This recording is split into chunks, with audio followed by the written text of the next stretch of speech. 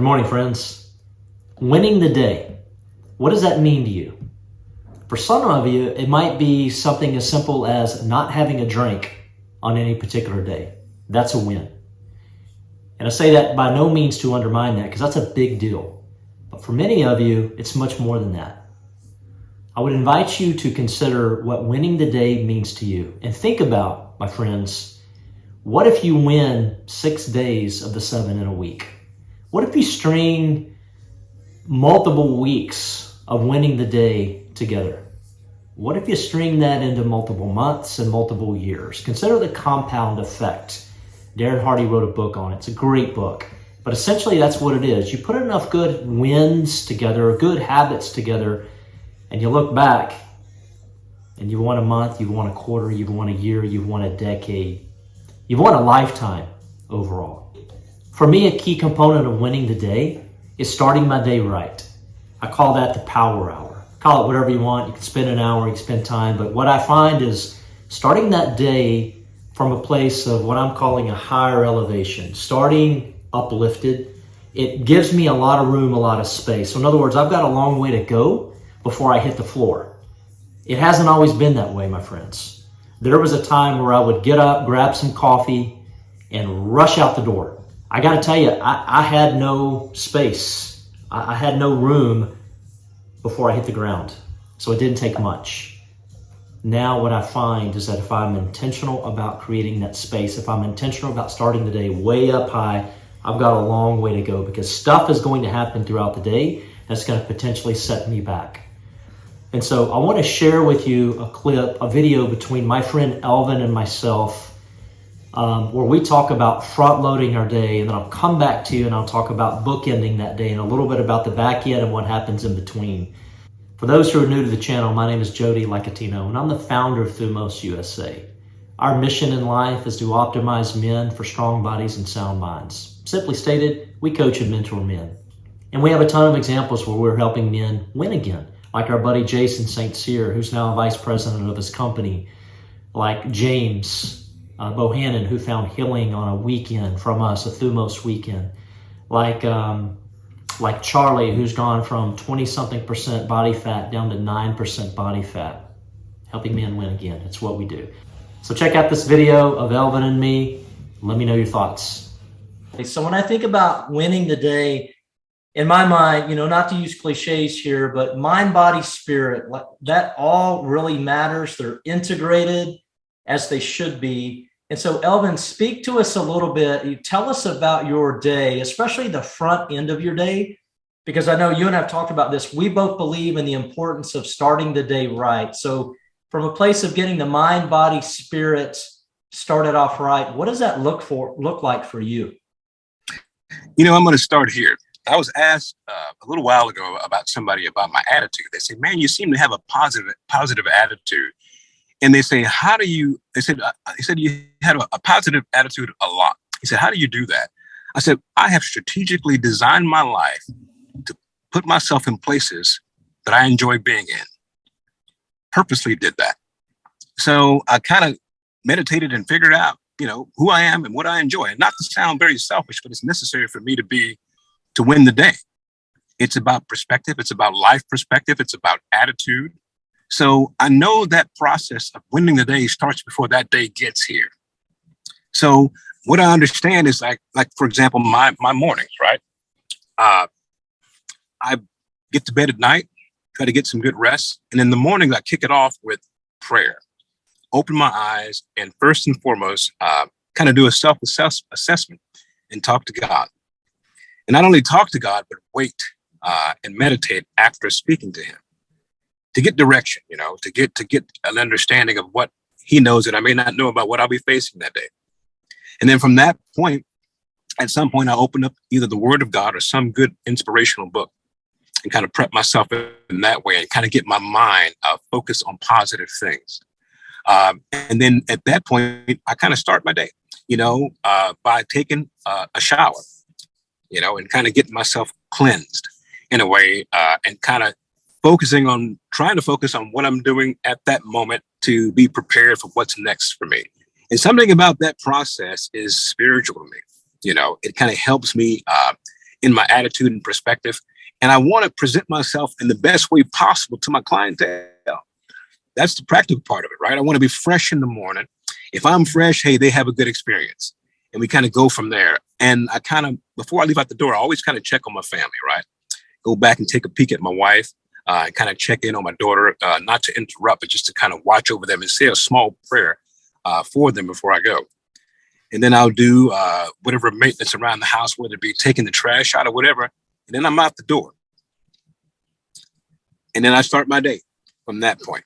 And I feel like that prep kind of helps me win the day.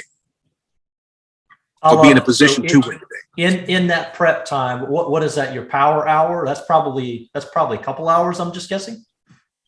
For me, it's actually either 1 full hour or an hour and 30. Depends on whether I wake up 30 a.m. or 4. Now I do have a clock set, but I have a biological clock thing too, right? So I'll have my clock set for 4:07. That's as much time as I can spend in the bed. But sometimes I wake up at 3:30. So if my eyes open, I get to going. Tell me this: what happens on the days, perhaps the rare occasions, that you get out of that routine? What does the rest of your day look like? I try to quickly readjust when I see my day getting out the box and try to make adjustments. But when I don't do those things, I see things slip through the cracks. I see maybe I'm not as sharp. And if I don't get my time with God, I'm missing a whole lot at that point. So at the end of the day, I will see a little bit of infiltration that I don't see when I'm on point. So I've been taught by experience that those things are mandatory, a priority, right? Because they kind of help you stay on point. So sometimes I'll see where maybe my attitude is not as good as it typically should be. Maybe I'm not as optimistic as I would like to be, or maybe not as tolerant in some ways. So I do see a consequence for not being consistent. So it compels me to make sure that I'm on point. Makes total sense. Here's my day. You want to hear it? Yes, sir. Absolutely. Or at least the front of my day around mind, body, spirit, and prepping that. And by the way, if I miss it, I feel it. I have to work even harder to get back in alignment with who I am and what I ought to be doing. So I work hard not to miss packing the front end of my day properly so that I can win the day. I wake up, slam some water, throw some shoes on. Sometimes I will chat with my wife, depending on where she is on the couch. We're both early risers, by the way, no longer set an alarm. That's the beauty of leaving corporate America. But my natural time to wake up now is 5 a.m. And by the way, that doesn't mean I stay up till midnight the night before. If I do that, I mess everything up, including my biorhythm. I'm tracking sleep and my metrics with my Oura Ring. So I like to go to bed nice and early. Maybe it's 9:30, maybe it's 10 p.m. I naturally wake up it used to be 6 a.m. It's now about 5 a.m. Either way, it doesn't matter. My front of the day is still the same. Wake up, throw those shoes on, slam some water, and I will either go outside for a walk. This is a gratitude walk, or I will go upstairs and use the treadmill.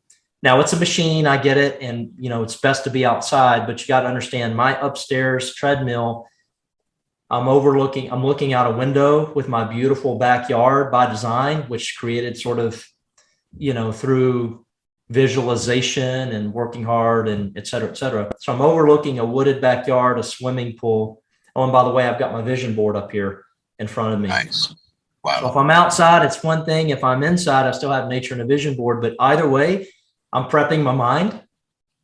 I'm talking to God, and I'm going through gratitude. It's like my power hour. I'm only doing 30 minutes of that AM walk, but I've got a total hour. But 30 minutes of that is me getting my mind right, my heart space right, my conversations with God, and focusing on what I'm going to accomplish in life, thus the visioning, which may include the vision board if I'm inside, and getting as clear as I can.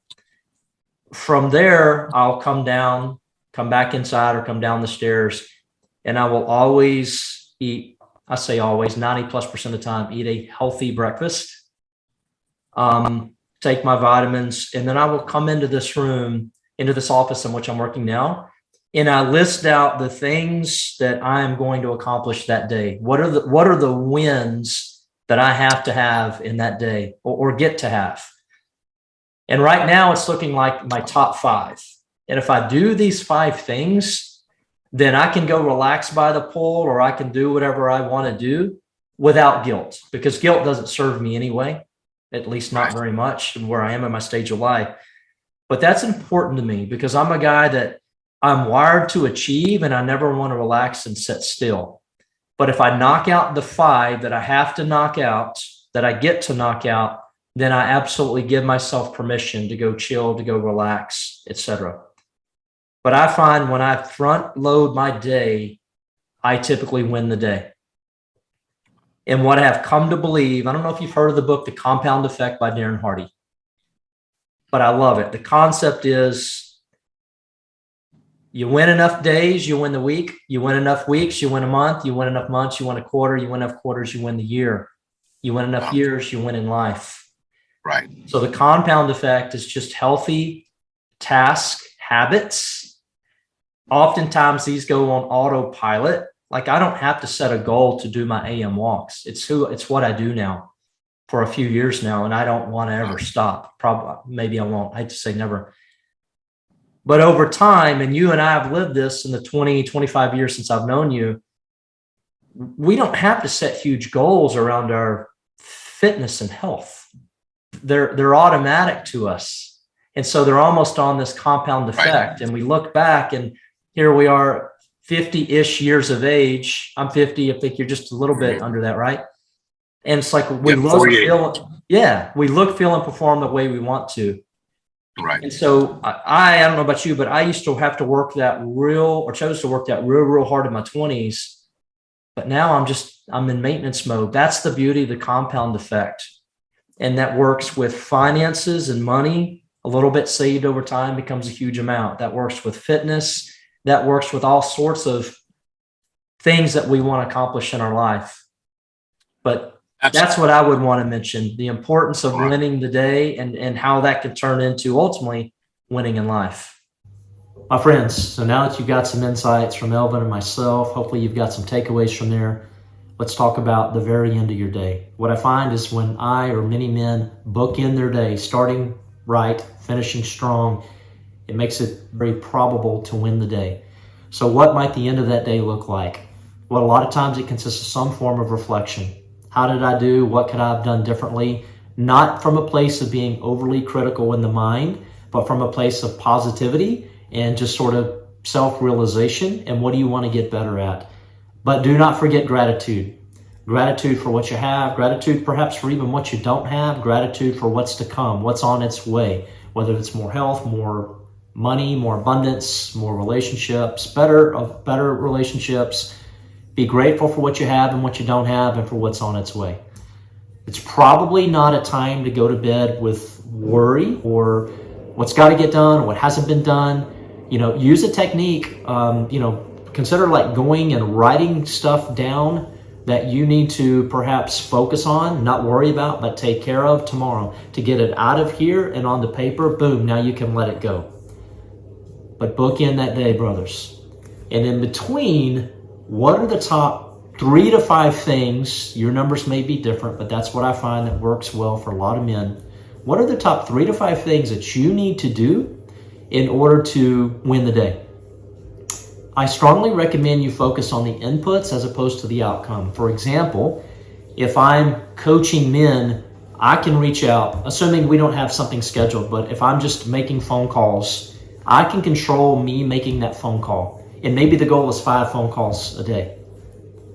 But I cannot control necessarily if that man picks up that phone or not. I focus on the inputs. My input, my goal, my win is 5 phone calls.